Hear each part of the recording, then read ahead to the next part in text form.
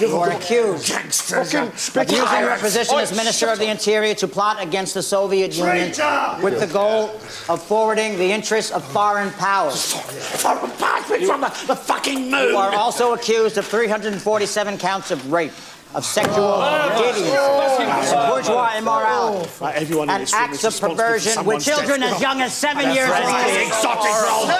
7 years old. Rapist! You are the rapist! 13. Nadia Ivanova, age 14. Madya Holovic, age 12. Would you like to read the list yourself? You are accused of treason and anti-Soviet behavior. The court finds you guilty and sentenced you to be shot.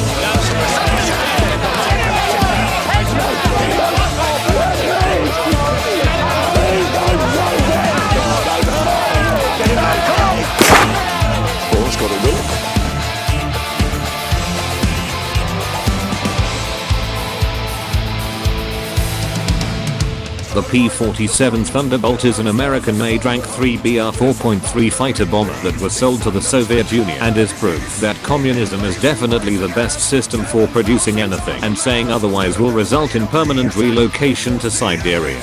The Soviet premium version of the D-27 was one of around 200 flown by Stalin's bravest and was rarely used in its allied close air support role, meaning that you will spend a lot of time using it to revenge kill the guy who destroyed your ASU as he has upset the motherland and must be deleted. Fucking tiger! Whee! Fucking didn't even do anything. The Rusky P-47 is functionally the same as any other D-series Thunderbolt in the game, of course, meaning that John Mann's excellent video applies here. But we are not talking about filthy capitalist American planes, and as such we will move on to maneuverability. The Stalinbolt is a proud Soviet aircraft with American characteristics, meaning it weighs 3 times more than a Yak-9 at nearly 10 tons or 3 ASU-57s. And as such the only redistribution this plane performs is moving its mass around the sky. The Thunderbolt flies poorly below 4 kilometers and climbs at a below average rate because you've got to handhold the axis even more, but fortunately the downsides end here. The radial Pratt & Whitney 2800 engine with a fucking turbo supercharger bolted onto it gives you a maximum of 2300 horsepower and overheats very slowly, meaning you excel at high altitude and energy fighting, the specifics of which will be discussed later.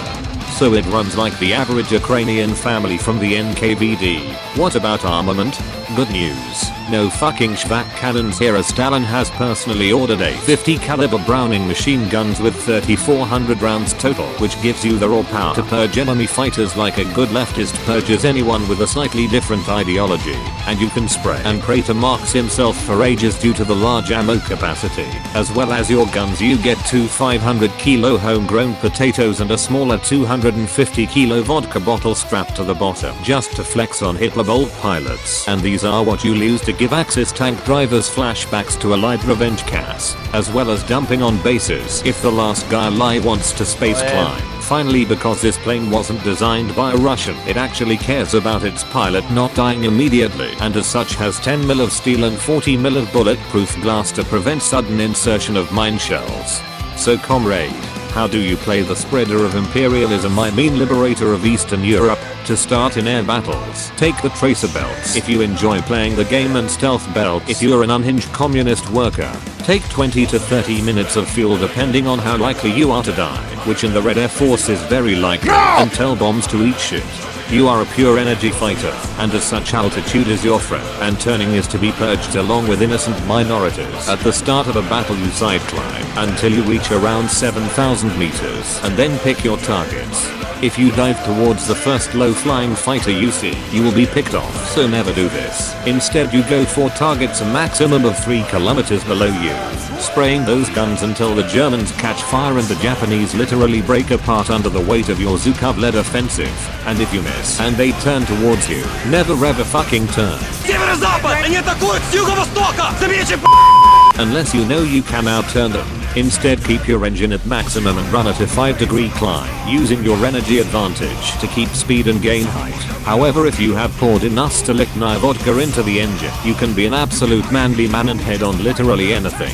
as long as you do so at enough altitude to glide back to base. Fortunately, your plane is quite well built by Kansas farm girls, and you can generally shrug off punishment to an extent. But remember that your already fat plane will fly even worse. If everything is dead, base climb to delete 264s that want to go to the moon, or load bombs and attack ground targets. Speaking of which, in ground RB load the potatoes and vodka bottles, and know that you must still prioritize aircraft or you'll be bum raped like any woman interrogated by the NKVD. Your big bombs can be dropped near most tanks and obliterate them, but try to hit clusters of tanks for the real XAR bomb experience, and use the smaller one accurately on lightly armored tanks. Just remembering to pull up in time, and finally use the 50s on open top tanks or light SBANs. Now you know how to command the obese Russian boomer. What upgrades do you choose? As you are a capitalist pay to win premium, I mean a socialist equal workers exclusive. You do not have any modifications to research, and as such we will move on to Vladimir's training. Prioritize the forced injection of spirits into the bloodstream to neutralize the pain of enemy fire, followed by G tolerance to immunize him against too much vodka and stamina to make him the peak Marxist man. And if you play ground battles, take the reloading and repair buffs to make the proletariat stuff crap bombs onto the plane faster.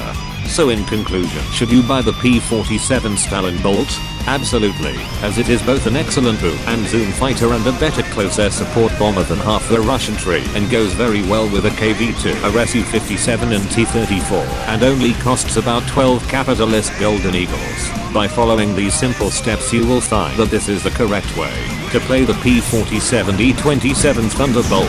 Now go out there and influence American elections. I've lost control. Engine oil leak. Overheat. Don't worry, that guy's on fire. Don't worry, bro, just keep turning, keep doing your movies. Oh fuck, Spitfire, don't keep turning actually. Oh, just like the opposite of what you should do. Fuck, I hit him. Pulled in. Right, bruv, I'm still giving support fire. See this? Oh fuck, now I'm done.